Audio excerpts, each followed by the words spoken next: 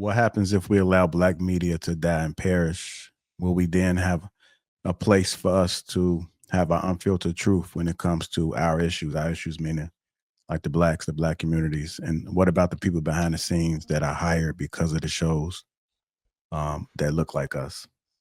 What are you guys' thoughts about that? Bro, we do it here every week. You know what I mean? I That's another reason why I don't really subscribe to like mainstream, because I have so much content that I want to watch. You know what I'm saying? Of our own. Like I don't really subscribe to any mainstream content, to be honest. Like any. I don't care what they got going on. You know what I mean? I feel like our opinions are very valuable here, and we got people that watch us every week give our opinion. I'm not worried about what the mainstream is saying, because the mainstream doesn't speak for me. You know what I mean? It doesn't speak to me or for me.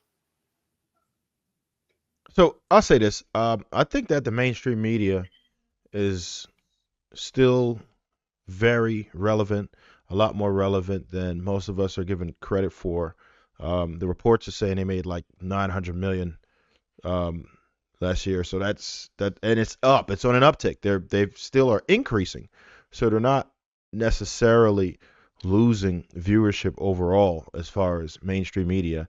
That advertisement money is still a very real thing. If these and Fox is making like more than a billion, so it's a real thing, and a lot of people get their news solely from there. Um, as a person who services houses in that way, I can tell you that a lot of people's TV are stuck on one or the other, whether it be Fox News or MSNBC. That's just what it is. Maybe not our age demographic as much, but there's still a lot more people who were consuming that type their news from those particular outlets. It's the numbers don't lie. They're still increasing as far as viewership is concerned. Some of us have and on this side of the world, like we don't do it as much, but they're still watching it. So our voices are important. It's up to us to preserve both forms, right? This is new media, but it hasn't completely taken form yet. There's so many options and it's all over the place. It's not trusted just yet because we don't have that many people to filter it. It's a double-edged sword. So it's great that you're unfiltered and you can give out information without worrying about having to have a side. Like you do understand if you are on MSNBC, you have to have a certain viewpoint. You can't be balanced and then be part of MSNBC.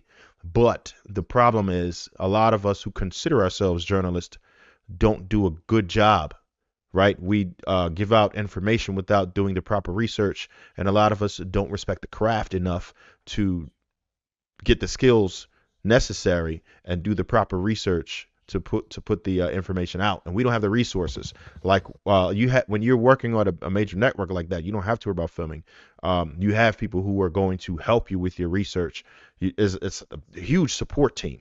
So there's a reason why a lot of people trust those news sources more than us so far. It's up to us to do a the best job that we possibly can, respect the craft, and do better so that we can evolve, have the freedom of speech, not have these guardrails, be able to articulate the way we want to, the way we see fit, while supporting those networks simultaneously because they're also important because people have more than one way of how they consume their news. And we just have to be conscious of that because they're both going to be here for quite a while.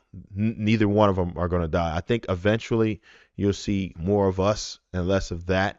But the only way to make that a thing is for us to really be on our grind and respect what it is that we do and put our 100% into it.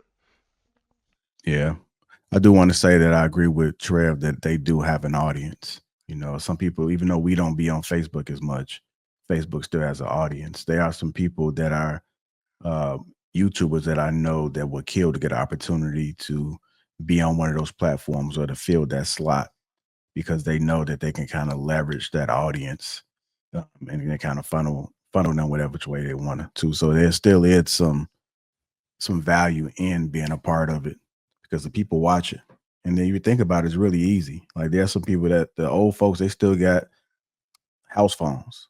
Like they still got cable, and they're not trying to pick up no computers.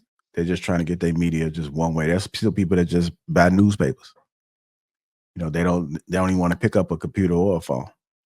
So I think we probably may underestimate the media. I know us being younger, and we can see past that, but these people are still consuming in ways that we just don't. They being phased out. Like it's only so many, you know what I mean? You got about 10, 15 years left of being able to kind of do that. There's no real way to avoid the internet at this stage. There's no real way to like real talk. When you look at the Super Bowl, you know what I'm saying? There was so many more views now because it was streaming. You know what I mean? It wasn't like you can barely watch stuff on TV now without the internet, without a streaming service. So it's just like, we a few years away from that being completely gone. Look, my uncle just dropped a box off to me. Shout out to him. He's popping these off. I get every news channel. It's like 358 local Fox News channels, local MSNBC channels. So every channel that exists, he just slid me. Plus all the app, like Netflix, Hulu, Amazon, like HBO, every last thing. No subscription a month.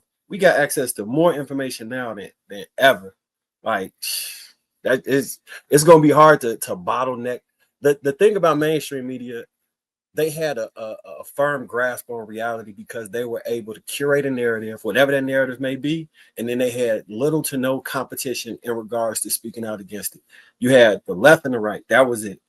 And whatever propaganda came from the right, they could run with and drive that shit home on 9 different channels in the left. And the thing about repetition, the longer you hear something, the more it becomes palpable, the more it becomes, okay, that's possible. The more it becomes, you believe it you a staunch supporter of whatever that thing is. And now it generates your reality. The military spends, I think it's up to billions in propaganda because they say the wars of the future won't be with artillery and on the field. It'll be for the minds of people. So you can cause a revolt in any country if you get the right messaging to whatever group of people that is. So having that access, it's a scary time we live in now for them. But for us, with it being democratized and everybody having a chance to spit their voice, you can find people that you can agree with, disagree with, but you can engage in the conversations and you can get different varying viewpoints from all sides. When it was just those two, I watched Fox and MSNBC just because I knew Fox was liars and I know MSNBC was liars. So you got to listen to both stories to kind of decipher the truth. You know what I mean? Yep. It's just like in real life.